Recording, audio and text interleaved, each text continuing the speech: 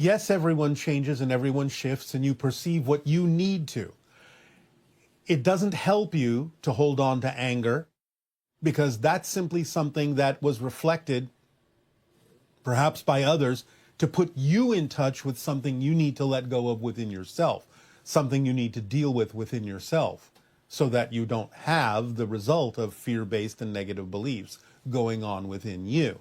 So you're using the reflections from others to decide what is true for you, what you prefer within yourself.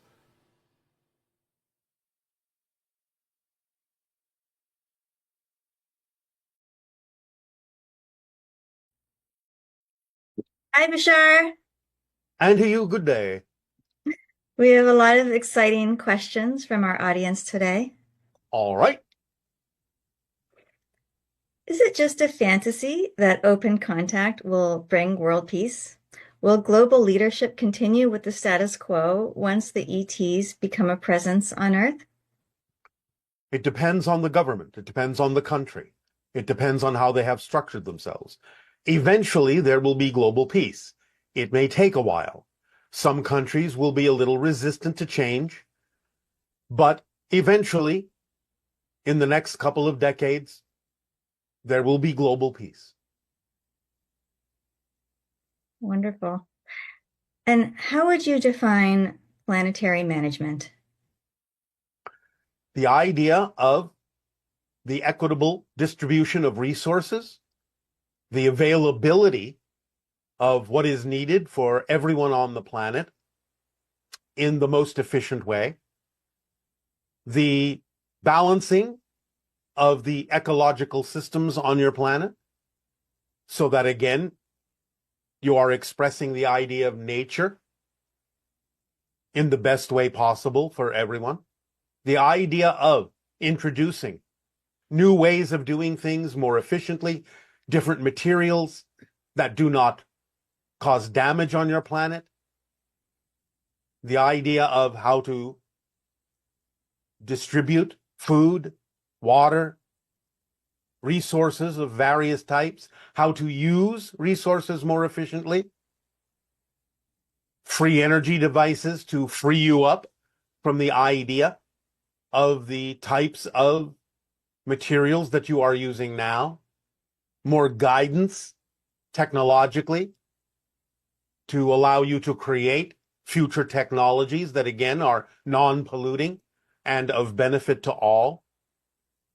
The idea of diversification in various ways, using people's strengths, countries' strengths, cultures' strengths to benefit all, so that each is allowed to be who they are, both individually and collectively in certain cultural groups that can benefit humanity in a variety of ways.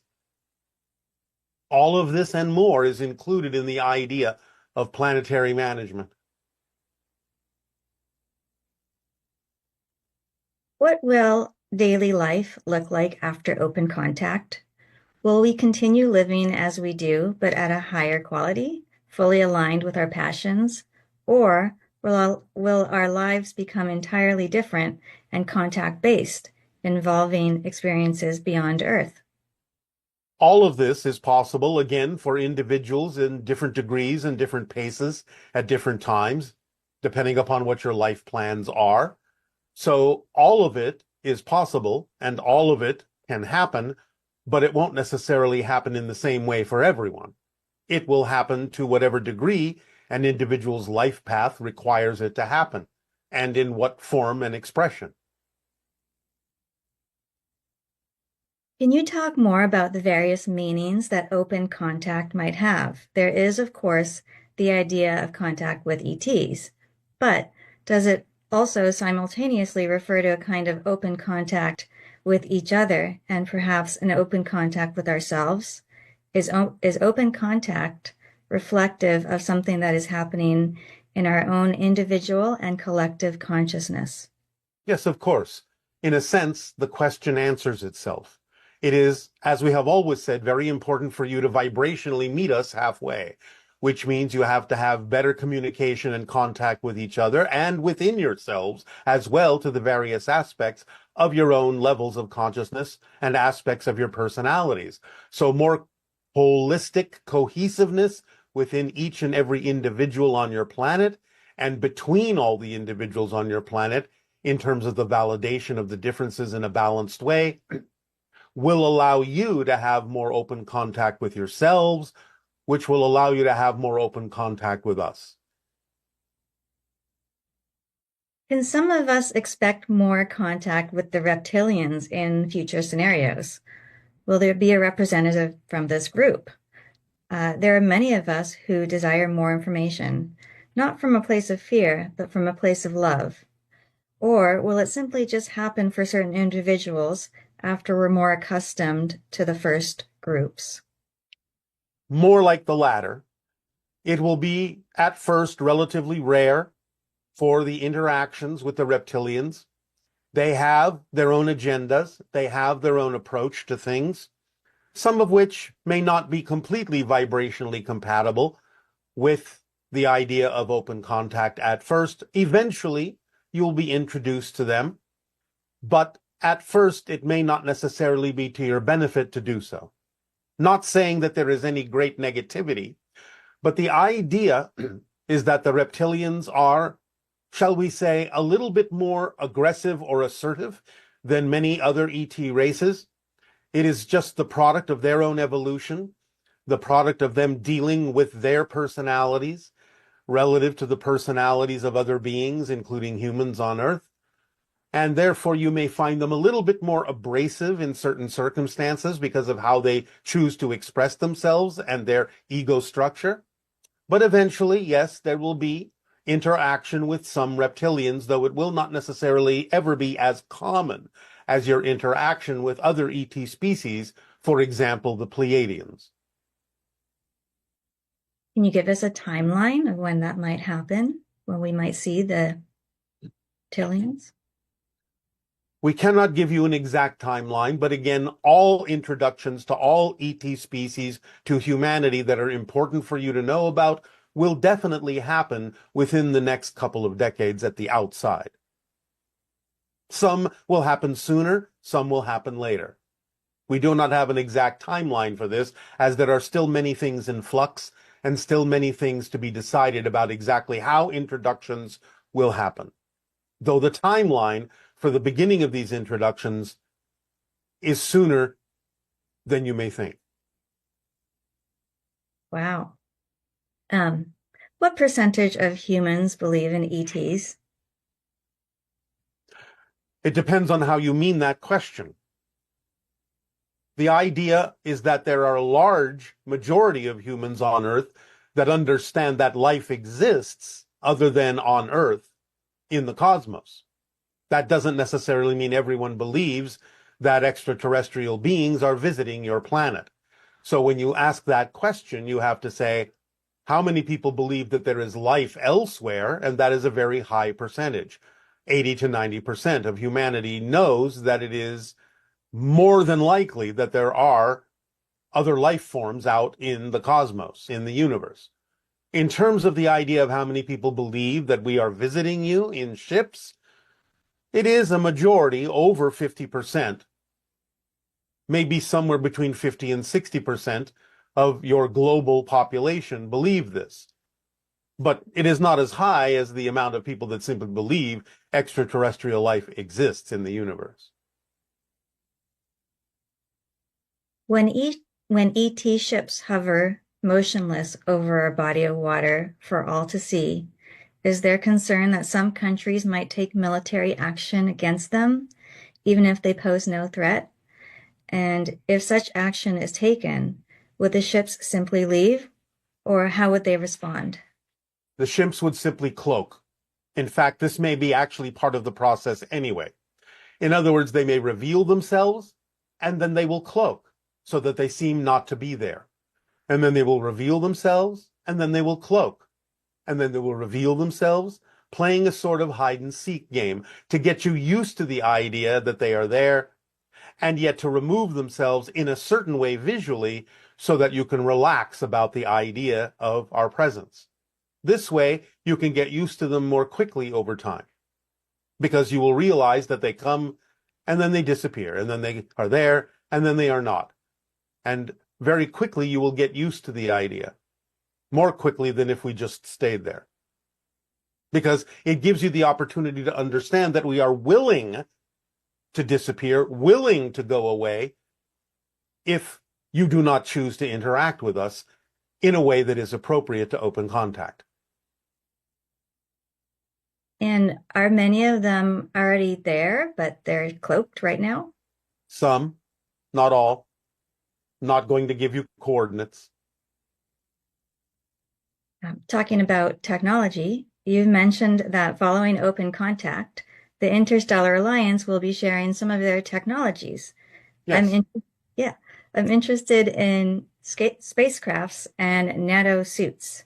Are there any requirements or guidelines for obtaining access to your technologies? All of that will be spelled out after open contact. We cannot give you, in a sense, a schedule at this time.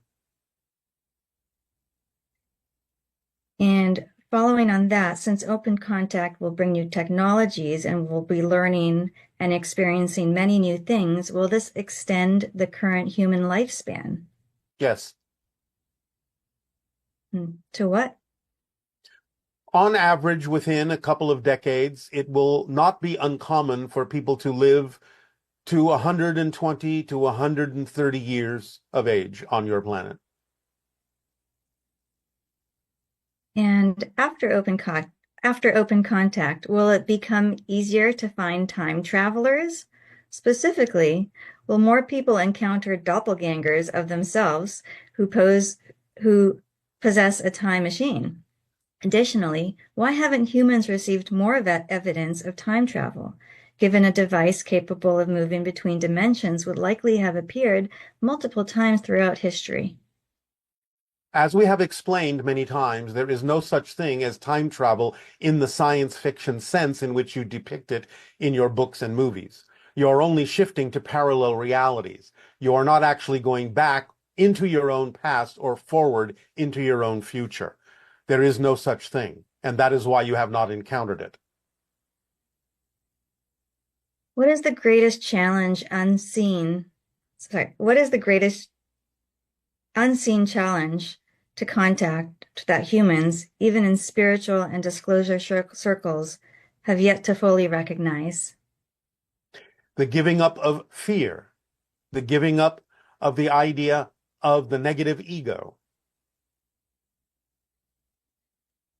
Before open contact can occur, is there a single final challenge humanity must face, one last test that we must pass before we are truly ready?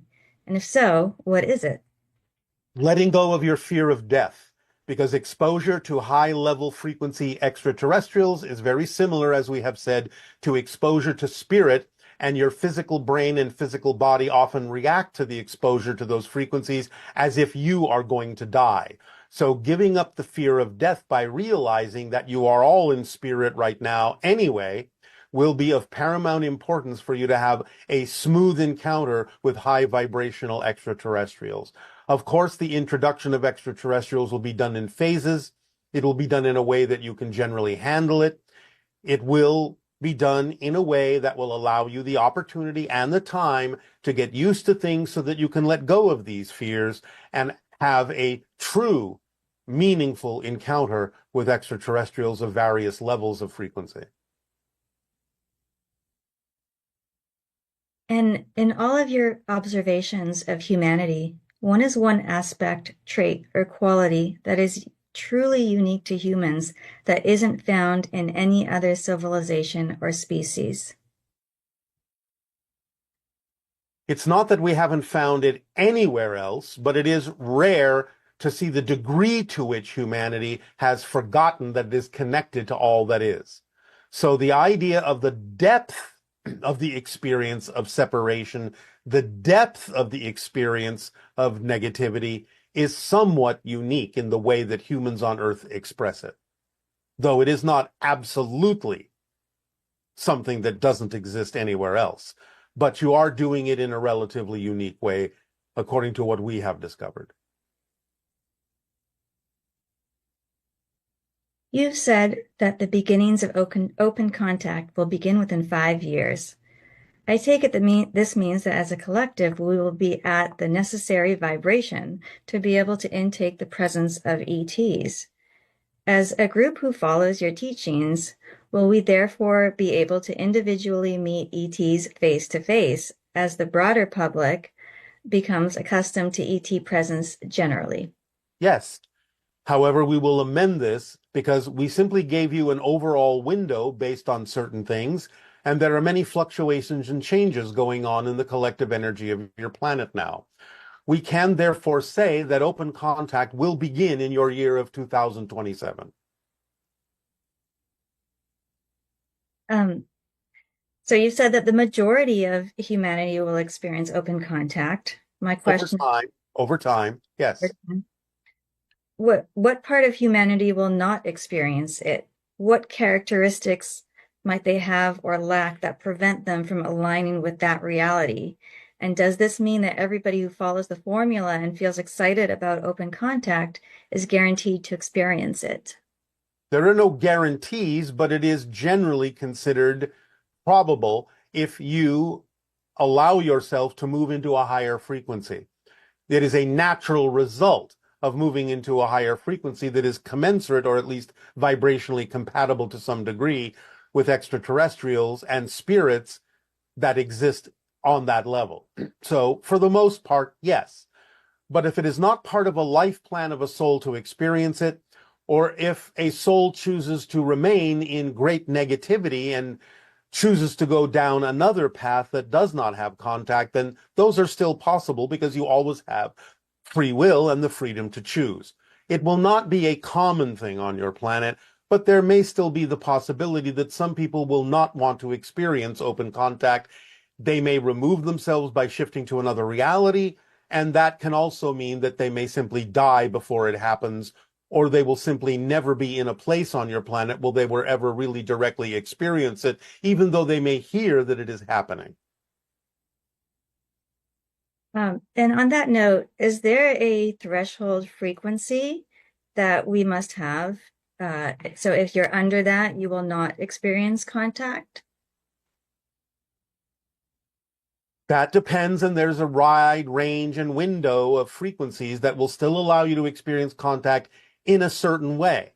And it can help you develop higher frequencies that will allow you to experience more of it. Again, remember, this will be done in phases, in ways that you can handle, in ways you can absorb, in ways that will allow you to be willing to raise your frequency over time, if that is necessary process for each individual. But the idea is that, generally speaking, in the way that we have delivered frequencies to you, in the way we mean it, in the way we perceive those frequencies, something below 30,000 cycles per second will most likely not experience open contact. It would be too dangerous.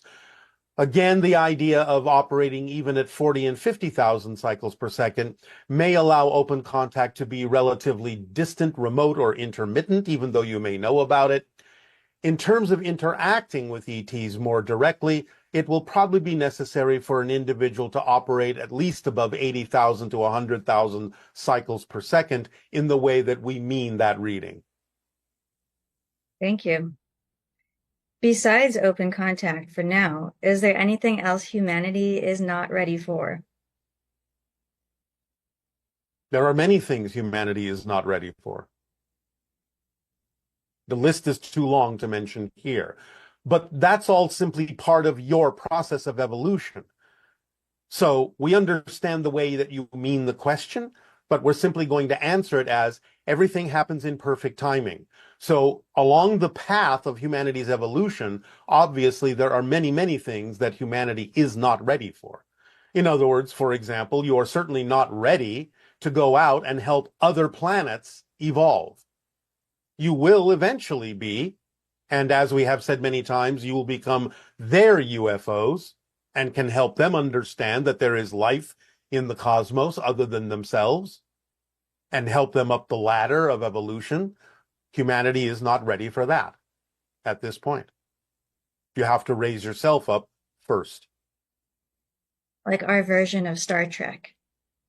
Yes, in a manner of speaking. And that will happen more likely than not somewhere within the next century of your time. What is the difference between the Yael and the Shalanaya? Well, the Yael are the hybrid race that are the watchers, keepers of the Shalanaya. The Shalanaya are the children, the hybrid children. That goes perfectly into our next section. We have a lot of questions about hybrid children. I'm not sure I understand exactly who the hybrid children are. If I am part of the hybridization agenda and my genetic material was used to create children, then these direct children would be the hybrid children, correct? Yes. However, the confusion comes because you have said that the first beings created by the Greys were tall Greys or Mazani, the second hybrid race. Well, there were phases of hybridization until such time as the hybridization program would allow hybrids to appear more human. So the first phases of it were still looking like the Greys and other species because the hybridization project had not maximized at that point. But it has now reached a point where you can barely tell the difference. Although you can tell the difference in a variety of ways, we mean physiologically they are now more like humans on Earth because that's how it all started anyway, from humans from a parallel reality that mutated into Greys and other versions of themselves. And so to come back to the human form, they had to experiment in phases to get closer and closer and closer to the human form so that you would experience the hybrid children in the way that you're going to experience them as being somewhat similar to yourselves at this point. You said in a recent transmission that there are already hybrids living among us and being dropped off at adoption agencies. Yes. What race are these hybrids? Where did they come from? Do you know why they are here? And what differentiates them from us? They are here to help humanity evolve. They are here to be part of the acceptance of open contact and ease into the program. The idea is when you ask what race are they are all races if you mean the races of humanity. They come from the ships. They come from the hybridization program. In Judy Carroll's book, Human by Day, Zeta by Night, it appears that the Zeta Greys prioritize duty over excitement, often pushing themselves to serve the collective over the self. How do we balance our excitement with our duties? If I'm not excited to do something, but it is my duty, should I still do it? That depends on what you're talking about. This is too generalized a question. We have talked many times about the idea that certain things that are truly necessary for you to do to thrive or maintain yourself properly in physical reality can be done in ways, if you use your creativity and imagination, that can be more enjoyable for you and more in alignment with your passion. So the idea is you have to make sure you're not the one dampening your excitement when you talk about the idea of duties. At the same time, you may be taking on duties you don't have to take on. I'm not going to tell you to stop doing your duties because it's not clear what you're referring to. So the idea is you have to examine what it is you consider your duties to be that are necessary for you to accomplish in physical reality to maintain yourself in a proper way so that you can thrive in your physical society. And the ones that you deem that are absolutely necessary, find ways in your imagination and creativity to do them in a way that is more representative of your passion. There's always a way, if something is truly necessary that needs to be done, there's always a path that is more representative of your passion that you can figure out how to do those things. We have given you an example, a simplistic example perhaps, but nevertheless an example when some people say, oh, I don't need to do the dishes. I don't like to do the dishes. I don't like to wash dishes. But if it is truly necessary for you yourself to do them, and you can't hire someone else who's excited about doing them, then the idea is to understand there are ways to do them that can actually assist you. For example, washing the dishes allows warm water to run over your hands, and this can actually put you in a very meditative and contemplative state, so that while you're washing the dishes, you can actually do a meditation that can help elevate your vibrational frequency. So it's a matter of using your imagination and creativity to make sure that the things that are truly necessary can be done in a way that actually helps you and that is actually representative of your excitement, rather than just simply assuming that everything that you're calling a duty should not be done. You have to be very specific and very discerning about what that term means to you. There's so much prejudice in the world right now. Why would the Sasani want to send their hybrid children here? Won't they To face... help, to help make sure that those prejudices go away. Thank you. Can any Sasani person have a, quote, bad day? Can they stub their toe or trip and fall or scrape their knee? Is it Not some... usually. If, however, something like that were to happen, we would know there would have to be a very positive reason for it, and we would learn something from it that is really important for us to learn, and maybe not even important for us to learn on our own, but important for us to share with others in terms of that experience. However, just to answer the question generally, no, those things don't usually happen in our society because we operate on pure synchronism. I attended the Sedona event on March 15th, and after it ended, I saw many UFOs in the sky moving in the same direction. Then I witnessed what appeared to be a portal from which these ships were emerging. But what was that your ship, or which civilization did they belong to? Not my ship. These are mostly Pleiadian ships. What are the indigenous cultures who have made contact with ETs? Are you willing to share specific names of indigenous groups? Oh, many indigenous groups in the Americas, the Hopi, the Maya, and in Central America, the Inca, and in Africa, the Dogon tribes, and in Tibet, some of the ancient tribes there that live in the Himalayas have encountered extraterrestrials, and several others. But in general, those. Can you talk about the correlation, if there is any, of the comet that wiped out Atlantis and the comet that our scientists predicted wiped out dinosaurs? Did dinosaurs live alongside humans? Well, you have to understand that dinosaurs still live alongside humans because many of them evolved into what you call birds. Now, many of your scientists are actually referring to birds as avian dinosaurs because they are a direct evolutionary extension of certain branches of dinosaurs. Obviously, not all of them survived. But the idea is this is why in a lot of your cultures, comets are considered to be bad omens because they usually represent the wiping out of one cycle and the beginning of another cycle by the destruction of the previous cycle, by impacting your planet. So the correlation between the two is simply that Earth is a planet of cycles, and the idea of cosmic debris is one of the mechanisms that allows those cycles to occur, especially with regard to the idea of asteroidal or cometary impacts that end one cycle and begin another. That is the correlation. But this is why in your culture you view the idea of comets as a negative omen. Not that it is really negative. It's just that it's taken on that connotation because of the magnitude of the impact and the effect on your planet and on the cultures on it when that occurs. And just to confirm, those were two separate comets, correct? Oh, absolutely. Separated by millions upon millions of years of time. But there have been others in your history as well, far back in the past.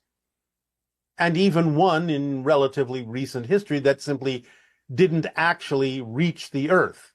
what you call the Tunguska event that exploded in your sky and flattened an entire forest in Siberia. That is in 1908.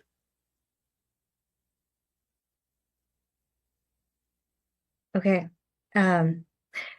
There were a couple questions about the Black Knight satellite. Do you have any information that you can share with us about this, its function, where it's from?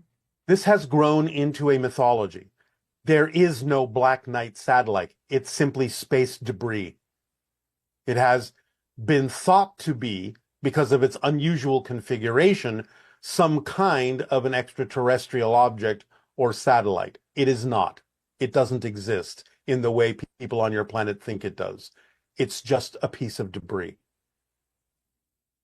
Okay. Well, on that note, another question here is I heard there are thousands of satellites cluttering up our skies. With all the stuff flying around up there, how do the ET ships not crash into them? Well, how do you not crash into them when you send probes out from your own planet?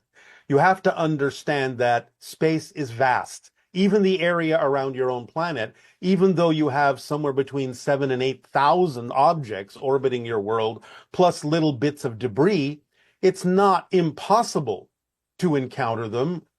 It's not impossible to impact them, but you have to understand the distances are really vast. And therefore, any two objects, any two satellites, any pieces of debris that are orbiting your planet exist, first of all, on different levels, different layers. Some are closer in orbit, some are farther in orbit. They're not all in the same orbit. And number two, the distance between a lot of these things can be hundreds, if not thousands of miles. You have to really understand how spread out they are, even though there are many thousands of objects orbiting your planet. It's actually less dense than certain things going on your planet. So, in other words, an example has been used by some people to illustrate this point. There are many, many hundreds and millions of fish in the sea. But if you jump into the ocean, how likely it is you're going to smack into a fish? Very unlikely. They're so spread out, you actually have to find them. You have to look for them.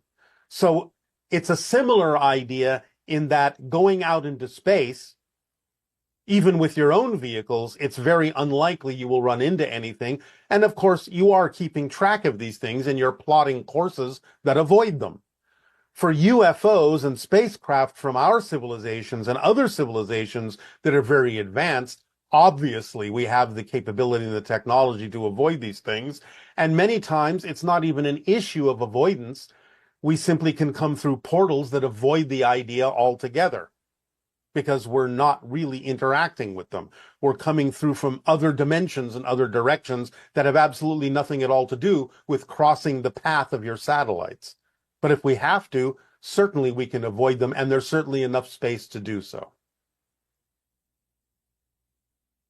Are all living organisms in our galaxy or universe based on cells with chromosomes and DNA? If so, is the panspermia theory correct? The panspermia theory is correct. Many are connected by genetics to you and to each other, and DNA that is very similar but rearranged into different patterns. However, there are life forms that are very, very different. Life forms that you might recognize as based on other elements like silicon and so on and so forth, that have a completely different genetic structure and a completely different idea of what you would call DNA. So the answer is both. There are many life forms that share your DNA in terms of the actual makeup of DNA. There are many life forms that share the idea of similar molecules that are arranged differently, and there are many life forms that have nothing at all to do with what you understand to be your chromosomes and your DNA arrangements at all. So the double helix uniquely human? No. Again, not uniquely human.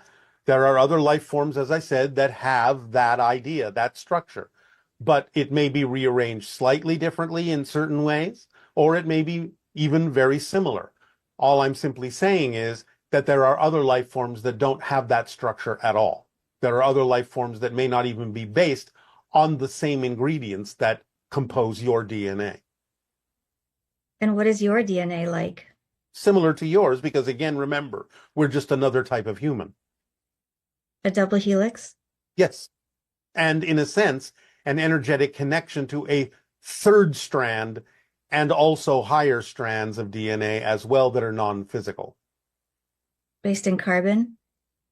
Based in carbon, yes.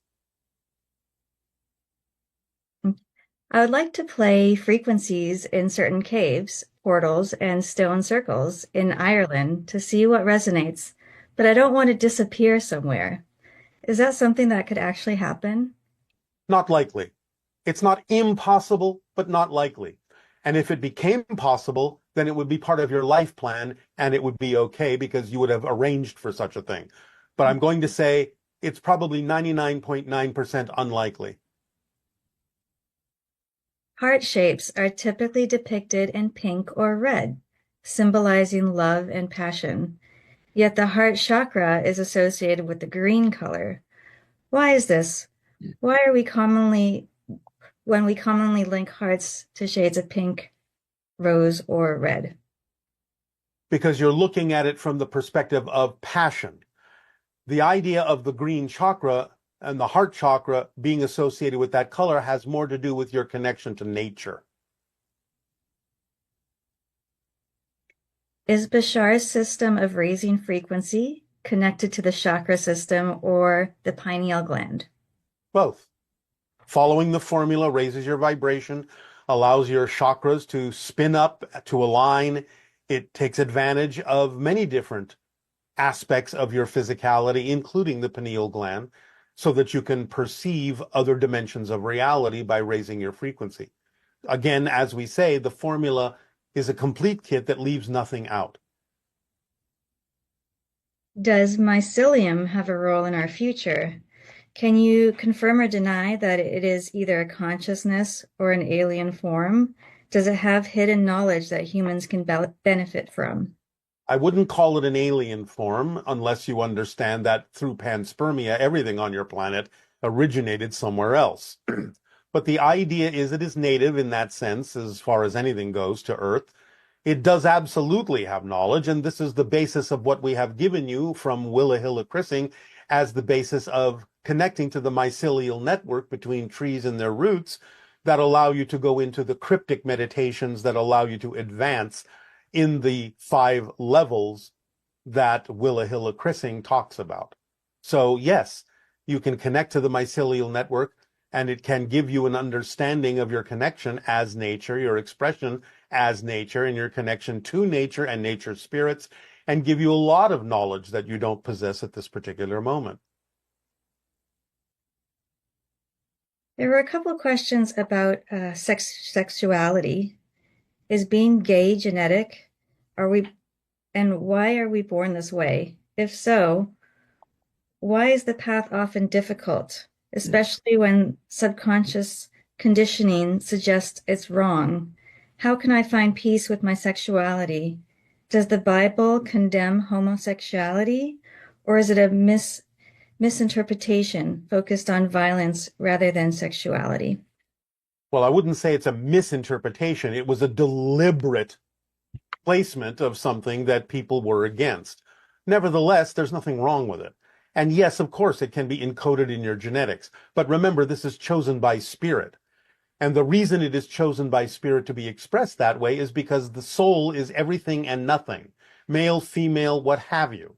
And therefore, on your planet at this time, because of the need to experience and develop more tolerance for the differences among you, many people are choosing to be part of the LGBTQIA community, so to give humanity an opportunity to realize that there can be many differences and many expressions of the soul and allow people to relax their intolerance. So these are brave souls willing to be different, to point out that the soul can be many different things and that there is absolutely nothing wrong with that. It's completely perfectly natural for the soul to express itself in any number of ways. There are more genders out in the cosmos than even you are expressing in your humanity. So get used to it, because you're going to run into a lot of extraterrestrials that express gender in ways that are completely alien to humanity. How many genders are there in your civilization? Generally, there is two, because we do not need to learn that lesson. So we simply keep it simple. There are some exceptions, but again, for very different reasons that exist on your planet. Do autistic individuals and children have a higher proclivity to telepathy than neurotypical adults? If so, why? Yes. Because they are atypical, because they are not focused in the same way that most people on your planet are. They're not compartmentalized in the same way. They are highly focused in certain ways that allow them to express other abilities that you all have. Again, very, very brave souls who have chosen to appear limited in certain ways, but are actually expressing certain talents and skills and abilities beyond what quote unquote typical humans express, to give you the understanding that you are capable of more when you allow yourself to be more of who you are, which is what autism to some degree is all about. Even though it may be focused in a specific way through autism, it is still a way of understanding that you are more than you typically think of yourselves to be. And therefore, they're more open to communication in other ways. They're showing you there are other ways of connecting and communicating. That's their lesson in general, although you have to take it on a specific case-by-case basis as to exactly what the lesson may be for that particular individual to teach others. So is it just a perception that there are more autistic individuals now, or are there No, actually more? no, there are actually more. And again, they've always been around, but it's now more important than ever that souls incarnate in that way to again illustrate the idea that you are more than you think you are, because now your society is willing to explore these things. Therefore, souls will take advantage of that and will incarnate in ways that give you more opportunities to explore that. And will exploring this help us accelerate to open contact? Of course. What Earth-based medicine could enhance the possibility of an ET experience? Dimethyltryptamine, produced by the pineal gland. Specific doses will actually take you to specific vibrational frequencies that will specifically put you in touch with certain specific ET consciousnesses. This is laid out in the book that exists on your planet called DMT, the Spirit Molecule. Thank you. It is said that our thoughts and words are so powerful that they make things happen. Can you define what a thought is? There are so many different things that come into my thoughts, like an epiphany, a desire, a wish, a fear, a worry, and heartfelt sadness. If I just spend time repeating positive mantras in my mind, is that is that a thought, and would it negate the painful stuff? No. Remember that it's your beliefs that actually manifest. The thoughts are secondary level, secondary reflections or echoes of what you believe to be true, as are emotions and behaviors. So the idea of just having a bunch of random thoughts of different types going through your mind isn't necessarily going to do anything unless they're representative of deep-seated beliefs. But the thoughts can reveal what those beliefs are to you, so you can decide whether or not you want to maintain those beliefs or let them go if they don't serve you. So the idea is to pay attention to the thoughts to find out what you believe to be true, but just having random thoughts doesn't necessarily do anything if they're not followed by actual actions to manifest those thoughts and those beliefs that the thoughts are issuing from. Remember that you have the beliefs first, that's the blueprint. Then you have the emotional and the thought and the behavior echoes that reinforce the belief. So again, you can use them to find out what the beliefs are, but the thoughts themselves aren't going to necessarily do anything if you're not going to use them to figure out what the beliefs are that are generating those thoughts. Why should a human put any more faith in ET channelings than we put in religion? Many things resonate with me, But growing up in religion, I am aware that I have been deceived by fantastical beliefs before and find myself questioning what I hear. Well, you shouldn't. The idea is not to have faith in ET information, but to apply it in your life and get the proof that the information itself actually makes a difference. And that, to some degree, is the difference between ET information and religion. And secondarily, of course, as I said, in short order, in a few years, we will actually start to physically show up. Therefore, you will know that this information is actually coming from beings that are evolved, experienced, and are simply sharing with you information that has allowed their societies to evolve to the level that they have. So there is actually empirical, grounded evidence that this information can make differences in your life. It's not an issue of faith, it's an issue of actual physical application of the information. But you get to free yourself to choose whatever you wish to believe in. That's up to you. We only share this information because we know it can work, but we're not telling you that you have to use it. We're not telling you that there's anything about your life that is going to be worse if you don't. It's really up to you to decide. And to some degree, that is also the difference between what is happening in terms of information coming from us and information that may be being delivered through religions on your planet. So you have to decide for yourself what works and what doesn't. I've been holding occasional conversations with you, Bashar, in my mind. I feel as if the responses I receive from you are actually coming from you. Might that be correct? No, they're coming from your own higher mind. As I said, because you are familiar with our vibration, because you are used to hearing us communicate with you, but we are acting as a mask for your higher mind so that when you get that information, when you ask your questions, an answer comes from your higher mind. And because it's very similar to our vibration, your higher mind, it feels like it's coming from us because you're used to using us as a filter or a mask to communicate with your higher mind. So it's coming from you, your soul. I understand that you have said that we are our government, yet vote for people based on what they stand for.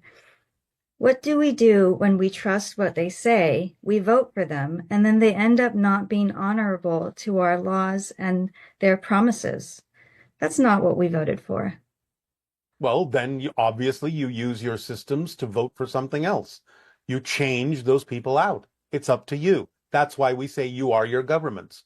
You are structured in a way to say, well, if we're going to put a representative in a particular place and they don't necessarily fulfill the wishes of the people that put them there, then you change them out.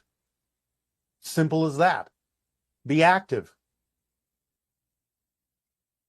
I cannot stop thinking about the Israeli hostages that were returned in coffins. The baby, 9 months old, and his brother, 4 years old, were taken with their mother, along with the 84-year-old peace activist. I cry for them every day, and I can't stop thinking about their immense, abhorrent fear and suffering. I remember you mentioned a while back that these people had a soul contract on some level to be involved, but I can't imagine how a mother and her babies would ever sign up for this. Can you please tell us about this family, how they are doing on the other side? They're doing fine. They're doing fine. First of all, the way that you're phrasing the question is inaccurate. A mother and her babies didn't sign up for it.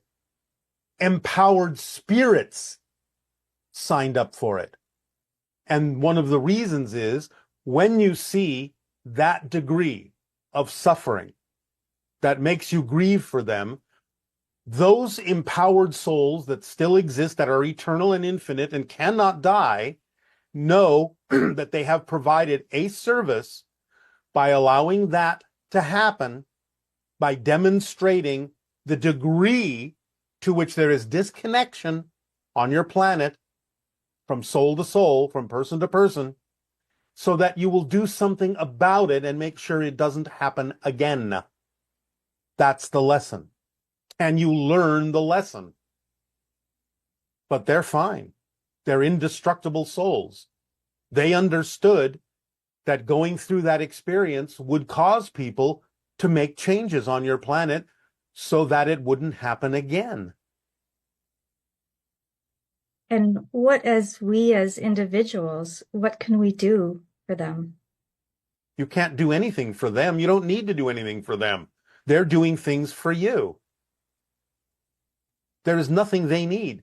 They're in bliss. They're in the spirit world of unconditional love. So if there's anything that they would want, it's for you to do what we just said. Learn the lessons that they brought to you and make sure it doesn't happen again. That's what you can do for them, to honor what they went through for you. Again, remember that babies didn't make this decision. Eternal souls made this decision. They just came in the disguise of a mother and babies so that you would have the reactions you're having, so that you would do something about it.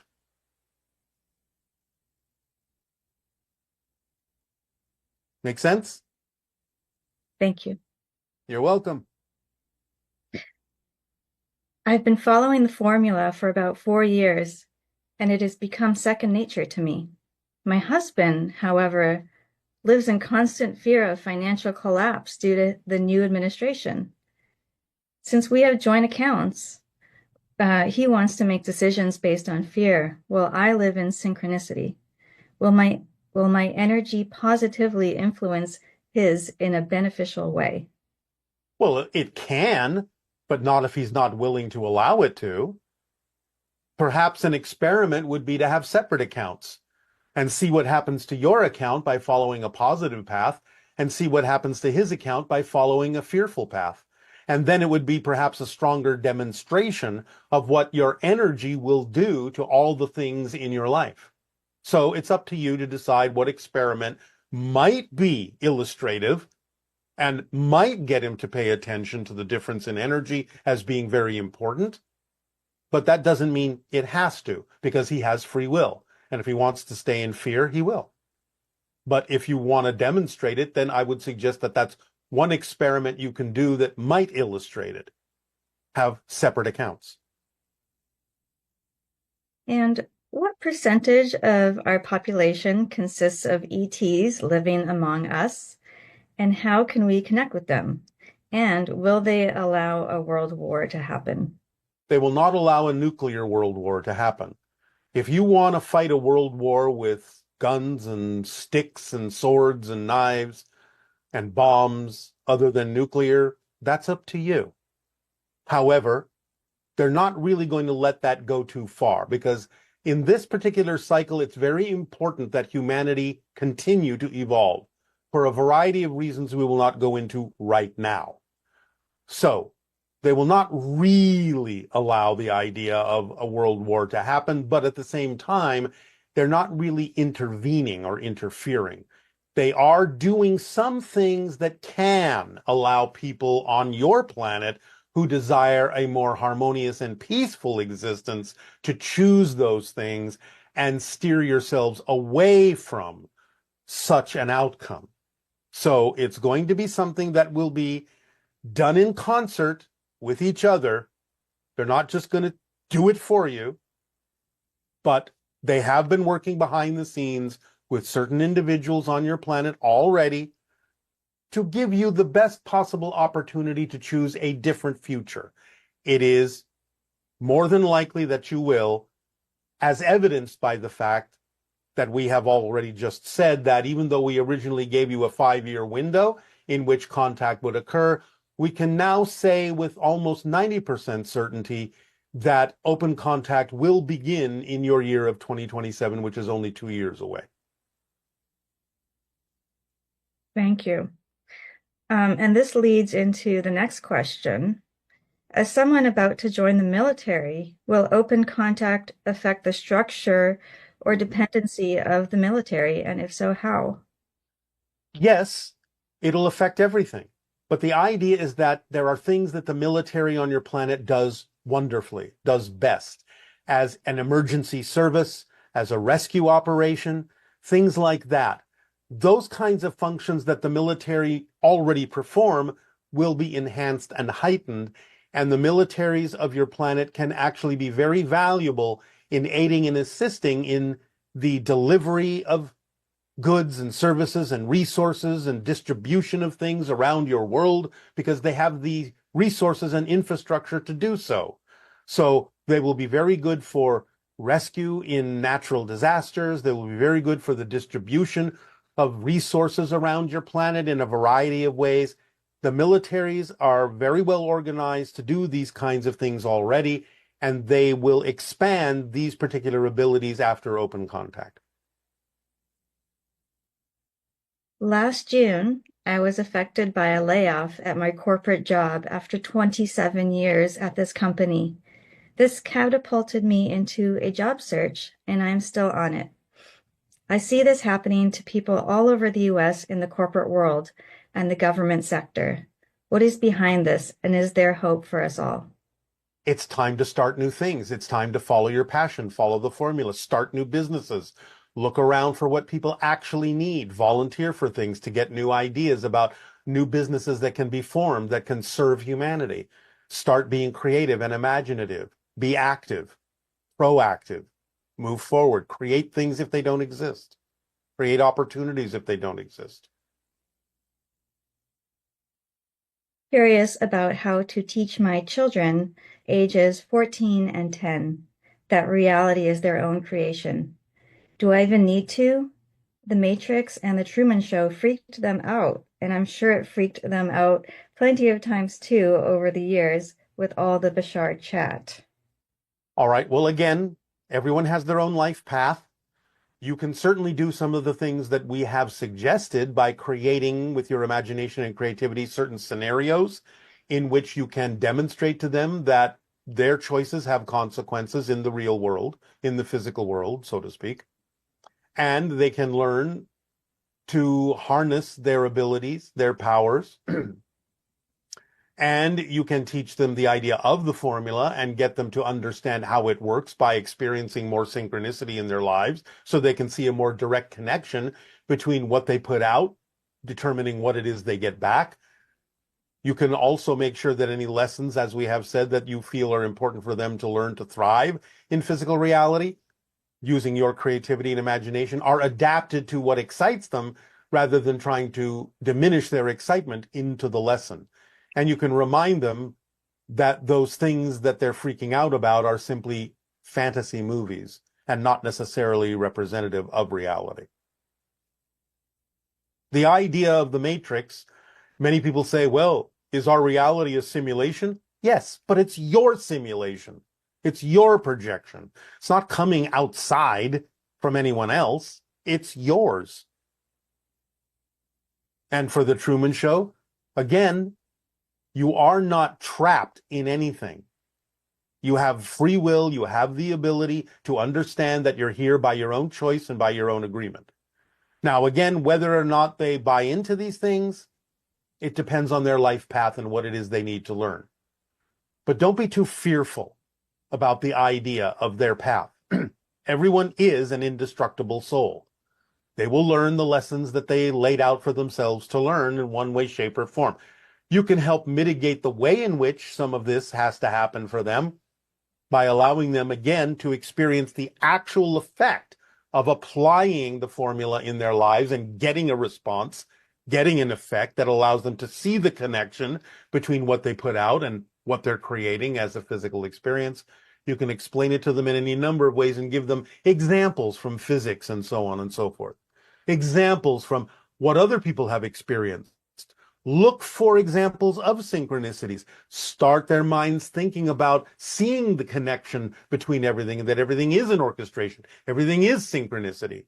Expand their minds that way by providing examples of that, because there are millions and millions of examples of that throughout history on your planet. Get them to ponder those things. You don't have to say you have to believe this. You can say, what do you think about this? And what do you think about that? Give them the opportunity to approach it from the way they would need to approach it, rather than lecturing them. Offer them a suggestion and let them ponder it. Isn't this interesting? Look at what happened over here. Why do you think it happened that way? Encourage their curiosity rather than just saying you have to buy into this idea. Thank you, Bashar. This is one last question. Yes. Of all the questions humanity has ever asked about extraterrestrial life, open contact, and existence, what is one question we've never asked but absolutely should? Why? Why is this happening this way now? Explore that, and you will find answers to many things that have been hidden for a long time. Why? Why is this happening now? Thank you so much. You are so welcome. We thank you for your service. Allow yourselves now to go into a relaxed state as we proceed forward with the transmission.